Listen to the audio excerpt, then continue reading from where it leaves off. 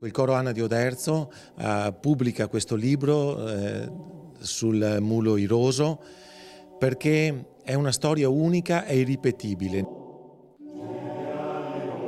Dopo la canzone dedicata a Iroso, l'ultimo mulo alpino morto alla straordinaria età di 40 anni, il coro Anna di Oderzo firma, grazie alle ricerche e alla penna di uno dei suoi componenti, Vinicio Cesana, un libro che ripercorre la storia di questo animale simbolo e dell'ultima sezione Salmerie d'Italia. Il libro si basa in gran parte sulle testimonianze dei protagonisti.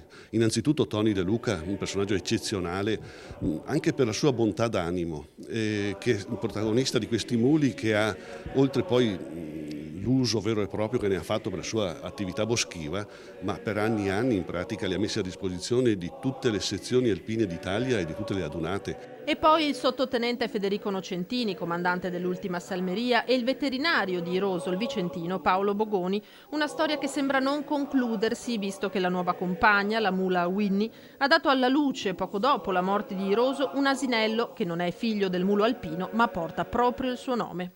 Sabato in Duomo a Oderzo la presentazione del libro. I presenti riceveranno in dono un'incisione di Iroso su legno, dischi di faggio ricavati con alberi abbattuti dalla tempesta Vaia. Siamo molto sensibili chiaramente alle storie di montagna e alla gente di montagna. E allora la storia di Iroso, che anche lui ha vissuto in montagna, ha lavorato in montagna, e in questa occasione proprio vogliamo omaggiare e ricordare anche questo avvenimento.